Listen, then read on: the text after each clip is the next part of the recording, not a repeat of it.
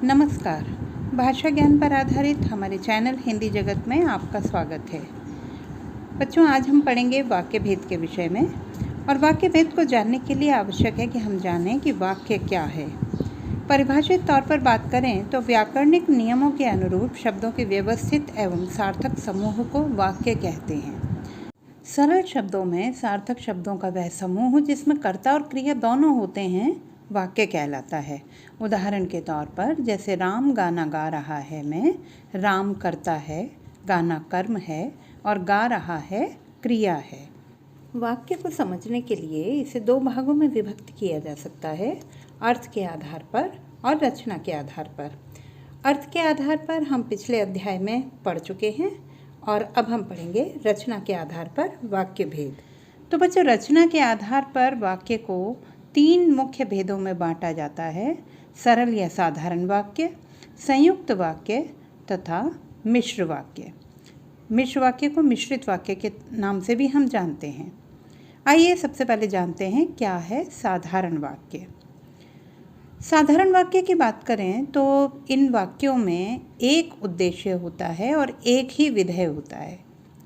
इनमें उपवाक्यों का अभाव होता है, जैसे कि नीरज आकर चला गया, झूठ बोलना पाप है, वह नृत्य कर रही है आदि। बच्चों, अब जानते हैं क्या है संयुक्त वाक्य। संयुक्त वाक्य में दो या दो से अधिक स्वतंत्र वाक्य योजक शब्दों के माध्यम से जोड़े जाते हैं। ये योजक शब्द जो हैं समुच्चय बोधक शब्द होते हैं। इन वाक्यों में कभी कभी अव्यय का भी लोप हो जाता है। उदाहरण के तौर पर समझें तो बादल गरजे और वर्षा होने लगी। आप चाय पिएंगे या कॉफ़ी? वह गरीब है मगर सत्यवादी है। इन तीनों वाक्यों में हम देखते हैं कि इन्हें योजक शब्दों के माध्यम से, जैसे कि और, या और मगर के माध्यम से जोड़ा गया है।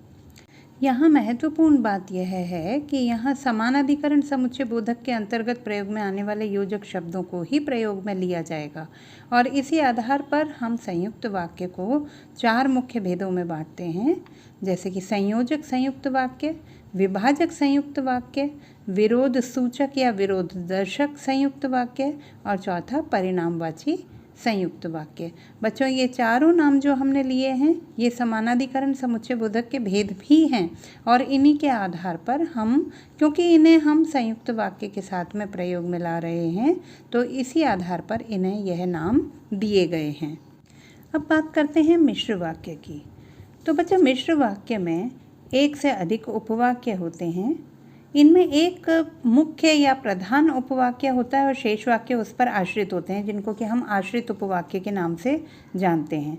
और ये उपवाक्य भी परस्पर योजकों द्वारा जुड़े होते हैं, लेकिन यहाँ विशेष बात यह है कि ये योजक व्यधिकरण समुच्चय बोधक के अंतर्गत आने वाले योजक शब्द होते हैं।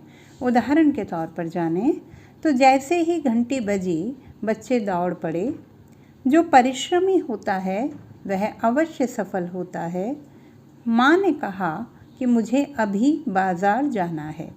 प्रथम दो वाक्य जो हमने देखे उसमें जैसे ही, वैसे ही या जो या वह इस तरीके का संबंध हमें नज़र आता है, जबकि तीसरे वाक्य में मुझे अभी बाजार जाना है आश्रित उपवाक्य माँ ने कहा प्रधान उपवाक्य पर आधारित है।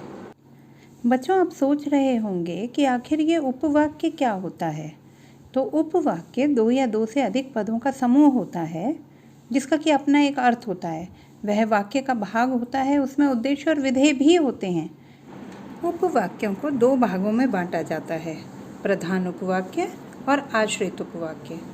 प्रधान उपवाक्य वे होते हैं जो मुख्य क्रिया है या निकटवर्ती क्रिया है, जबकि आश्रित उपवाक्य वे होते हैं जो कि मुख्य क्रिया पर आधारित होते हैं। उदाहरण के तौर पर सफल तो वही होगा जो परिश्रम करेगा।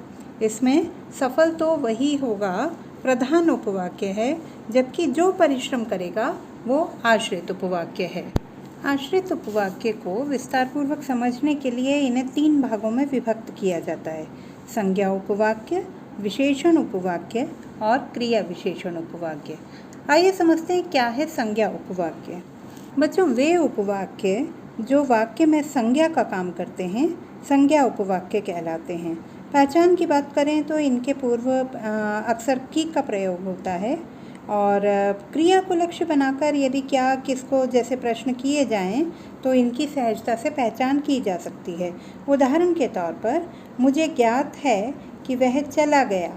किसे ज्ञात है, किसको ज्ञात है, ये प्रश्न करने पर उत्तर मिलता है मुझे, जो कि एक संज्ञा पद है। इस तरह यह संज्ञा उपवाक्य का उदाहरण कहलाएगा। अब बात करते हैं विशेषण उपवाक्य की। तो जो उपवाक्य मुख्य उपवाक्य की संज्ञा और सर्वनाम की विशेषता बताते हैं उन्हें विशेषण उपवाक्य कहते हैं। ये उपवाक्य जो, जैसा, जितना, जिस जैसे शब्दों से जुड़े रहते हैं। पहचान की बात करें तो इनमें प्रधान उपवाक्य के कर्ता से कौन सा या कौन सी शब्दों से प्रश्न करना चाहिए। उदाहरण के तौर पर, जो कल आया था वह व्यक्ति आज फिर आया है। अब यदि हम कर्ता से प्रश्न करते हैं कि कौन सा व्यक्ति या कौन सा, तो हमें उत्तर मिलेगा जो कल आया था, जो कि उस व्यक्ति की विशेषता को दर्शा रहा है। अब बात करते हैं क्रिया विशेषण उपवाक्य की। तो बच्चों, जो उपवाक्य क्रिया की विशेषता बताते हैं वे क्रिया विशेषण उपवाक्य कहलाते हैं। इनका प्रारंभ अक्सर जहाँ, जब, जैसे, जितना, जिधर, यद्यपि आदि के प्रयोग से होता है। इनकी पहचान के लिए प्रधान उपवाक्य की क्रिया से कब, कैसे, कहाँ, कितना आदि प्रश्न करने चाहिए। उदाहरण के तौर पर, जहाँ मैं रहती हूँ वहाँ बाज़ार नहीं है। अब यदि प्रश्न किया जाए कहाँ, तो हमें उत्तर मिलेगा जहाँ मैं रहती हूँ, यानी कि वह उस स्थान की विशेषता को बतला रहा है। तो यह क्रिया विशेषण उपवाक्य का उदाहरण होगा। अब समझते हैं वाक्य संश्लेषण। बच्चों, संश्लेषण का अर्थ होता है मिलाकर एक करना। इस आधार पर बात करें तो वाक्य संश्लेषण को परिभाषित करते हुए हम कह सकते हैं कि दो या दो से अधिक वाक्यों को सार्थक रूप से मिलाकर एकीकृत करने की प्रक्रिया जो है वाक्य संश्लेषण कहलाती है। इसमें दो वाक्यों के बीच योजक शब्द का प्रयोग किया जाता है, जिसकी सहायता से सरल, संयुक्त और मिश्र वाक्यों को निर्मित किया जाता है। उदाहरण के तौर पर, मेरे पास दो वाक्य हैं, मैं घर गई और दूसरा वाक्य है मैं सो गई। इन दोनों वाक्यों को जब एकीकृत किया जाता है तो सरल वाक्य के तौर पर हम कहेंगे मैं घर जाकर सो गई। संयुक्त वाक्य में मैं घर गई और सो गई। मिश्र वाक्य में जैसे ही मैं घर गई सो गई। अब बात करते हैं इस पाठ के अंतिम महत्वपूर्ण बिंदु वाक्य रूपांतरण की, जो कि परीक्षा की दृष्टि से भी अत्यधिक महत्वपूर्ण है। इस पाठ में हमने सरल, संयुक्त और मिश्र वाक्यों के बारे में पढ़ा। बच्चों, एक प्रकार के वाक्य को जब दूसरे प्रकार के वाक्य में हम बदलते हैं तो यह वाक्य परिवर्तन या वाक्य रूपांतरण कहलाता है। उदाहरण के तौर पर, हम सरल वाक्य तुम खाना खाकर सो जाओ को जब संयुक्त वाक्य में परिवर्तित करेंगे तो वह होगा तुम खाना खाओ और सो जाओ। इसी वाक्य को यदि मिश्र वाक्य में परिवर्तित किया जाए तो वह होगा यदि तुमने खाना खा लिया हो तो सो जाओ। बच्चों, आशा करती हूँ कि रचना के आधार पर वाक्य भेद से जुड़े सभी बिंदुओं को आपने अच्छी तरह समझ लिया है। किसी भी प्रकार के संदेह को दूर करने के लिए आप निसंकोच मुझे कमेंट बॉक्स में लिखकर पूछ सकते हैं।